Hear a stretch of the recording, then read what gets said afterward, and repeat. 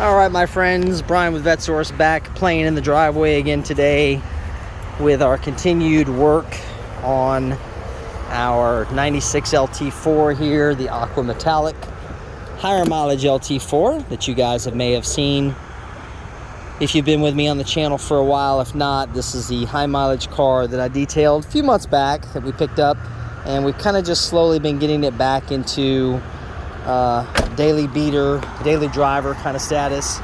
So since the last time we talked about the car, we've gone out to do some road testing and flogging it in the extreme heat we've been getting to make sure it was ready. And of course, we had a really nice failure since last time we spoke, where a lot of the 25-year-old original components on this car started to fail. So this happened at speed on the interstate. You can see that inside of that is not healthy looking.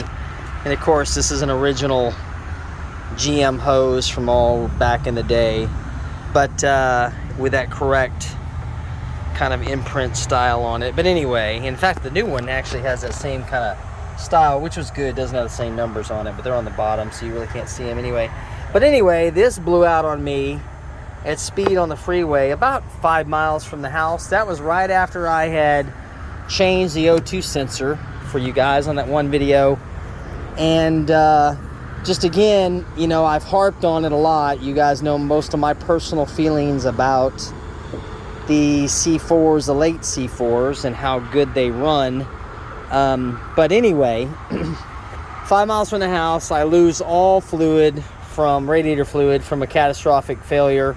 It's 100 degrees outside, I kid you not.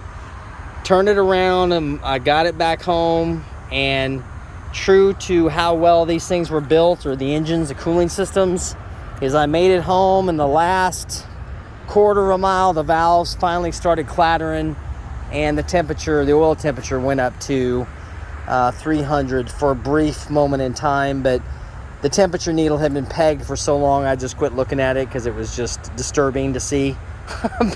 but it didn't hurt the motor. I went ahead and let it cool back down again. And what I realized in the process was that when we also did our O2 sensor, the fragile, old, worn-out coolant temperature sensor got in the way. And you can kind of see there how that the end of that thermoresistor is what that is, a ceramic piece for that coolant temp sensor broke off, and I hadn't noticed it. So we're gonna go ahead and fix that, because at that point the temperature gauge was not working. It actually just pegged it, and then I'm pretty sure the heat was the final injury. When it heated up, we overheated, it just melted it, separated it, so it buried the temperature sensor. So after we did that a few weeks ago, we went ahead and changed that upper hose again. We're gonna go ahead and change that lower hose and the thermostat just for grins, change the oil. And I went ahead and, let's see if I got my keys on me. I had to go ahead because I didn't have a reliable temperature gauge. I wanted to go ahead and be able to see what my temperature was in the car. So, analog gauge, I should say. So I went ahead and we put the new cluster in here. You guys may have noticed before it had a bad cluster that would not work. So now you can see, I can actually see the cluster and see what's going on in there coolant temperature wise. So it really worked out for the best. Everything working like it should. So it's cool. So today I'm actually continuing on. The car is pretty much ready to go, other than just a few detail items. And as I was sitting here looking at some of the stuff I got to do, I figured we'd talk about the Corvette lights. Now, I've done some previous videos where I've talked about some of the trivia on these Corvettes. This isn't so much trivia, but again, it's just a testament to how these things were built towards the end. Now, this body style here, this particular front bumper started in 1991 through 96. They kind of updated the look and made the ZR1 and the regular C4s look very similar. Just the ZR1 was wider in the back from the doors back by 3 inches, but if you don't know them, you won't catch that. So anyway, one of the things that kind of gives this a more premium car flair, right? Because if you weren't around then in 96, by 1996, these were north of, the base price on this was I think I want to say it was 37 and some change, I think. But when equipped with certain packages, these cars were well north of $40,000. Like this one here is equipped was around 41,900 bucks. So part of that being the premium package was you got a whole complement of things, exterior, interior, that differentiate it from other cars. Now, the Corvettes have no less than 10 lamps per side on this car, exterior. So, and I'm not even counting the headlights. Well, actually, I am counting the headlights. And I'm not counting the third brake light because that's part of the brake light assemblies. But let me go around and just show you, for instance, what they did with these cars. And part of the reason I remember to talk about this was because I've got one fog light bulb that's out and I have one backup light, two backup lights that are out. Because there's 4 backup lights on this car. So let's start at the front. I'll show you guys what I'm talking about here. So inboard here, you've got a fog lamp, right? On the outboard side, you actually have a turn signal and park lamp, right? These will come on at dark or after dark. On the side here, you've got a cornering lamp, right? So this only comes on when you're making a turn. This lamp here is a position light, if you will, right? So it lets you know at nighttime. It gives you like a positional reference on the car. You come back down here, you've got another reverse light here, and then you've got another position light. Now, interesting thing about this, I will give you, there's a little bit of trivia here. So you see how the positioning light on the rear is red, and the front one is yellow, right? People may not realize this, but that's kind of a nautical thing. It's for boats, right? So when you're on boats, they have, I want to say it's red on the left and green on the right, but I don't know enough about nautical to know. But on cars, your positioning lights, or say your clearance lamps, you can see it actually on this dually right here. The one in the front is always going to be the yellow one, and the one in the back is going to be the red one. So that lets you know which direction the car is going, for one, and that's all you see, and it lets you know which position you're looking at. So it's a holdover from a marine application. And you know what? I don't know if marine applications started that first or if cars started it first. But anyway, yellow's always going to be in the front. Red's going to be in the back. Yellow in the front, red in the back. You can actually see it too on our lovable 76 here. Red in the back,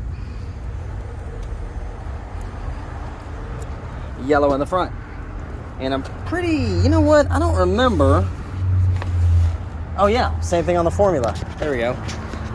Yellow in the front, red in the back. So that's one of those universal things about cars that have side markers.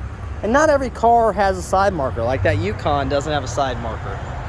That Mercedes right there doesn't have a side marker. But anytime they put them on a car, that's how they're going to be.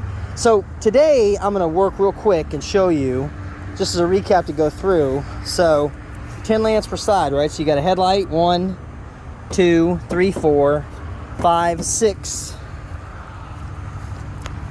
7, 8, 9, and 10 with 4 backup lamps. So you have 1, 2, 3, and 4, right?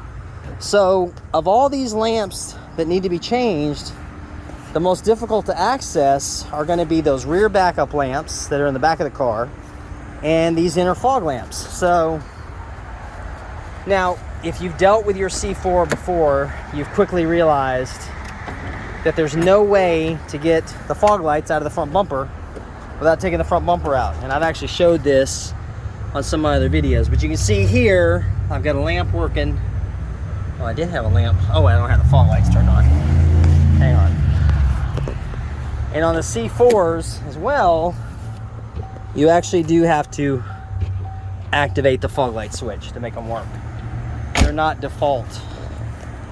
Now once they're on, they'll stay on. So I've got a good one here, and I got one that's bad here. But if you look at this, I'm going to turn this off before I run down the battery. In the earlier C4s, you could access both of these bulbs and get them out. So this is your cornering lamp and your, but your turn signal and park lamp. But you can see here that the fog lamp the harness for the fog lamp goes down underneath here. There's no way to get to it. Now, I don't know if they did this for structural rigidity or what the reason was, but there's no way to access the fog lamp bulb from here. So what you have to do, walk around the car so I'm not in the muddy grass, is they played a little trick like they do with everything on this car. They're getting the battery out, you know, changing this, changing that. So you dig underneath the car here where the lamp is, and there is your access panel to get the bulb out. Now, I'm not going to take this off today simply because I've kind of run out of time, but you actually can see it says right there, fog lamp access. Now, they tell you that's what that's for, but most people don't notice it simply because they're not looking for it. So it requires one 7mm bolt to be removed. You pull this flap down, you reach your hand up in there, and that's where the bulb is. So that's where you'll get to that bulb. So I'll do that later. Now, the backup lights on this car, I've got one working on one side. Let's see, what did I just do with my keys? There we go. So I've got one working on one side and one not working on the other side. So let's look and see. So my backup lamp here is not working, and my backup lamp here is not working. So I've got a crisscross situation. You can see how that's turned on. So the way to get this bulb out of here, okay, is you're going to take those screws out. You got to take the license plate off. Once you get this off, excuse me guys, you go behind there, and the bulb is right at an angle behind here. You can pull it straight out and out, back and out. So that's the way to get those out of there.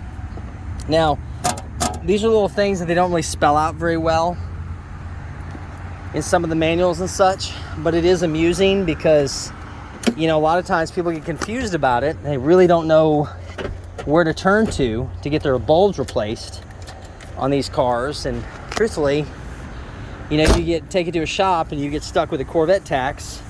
The next thing you know, you're paying $100 at the door for some, you know, kid that's 18 or 19. Not that they're not competent. I don't want you to think I mean that, but you end up paying $100 for the shop owner to have an 18-year-old, 19-year-old trainee change your bulb on your Corvette when you could have done it just as easily. So, after changing the bulbs out, I really don't think we're going to have to do too much else. I got to change that coolant temperature sensor now, and I'm pretty sure that's going to wrap things up for the moment. I'll probably do a couple more videos comparing the cooling system again to our yellow car, and I don't think I'm going to mess with the weather stripping right now, guys, frankly, because even though it looks pretty cruddy, it's holding up.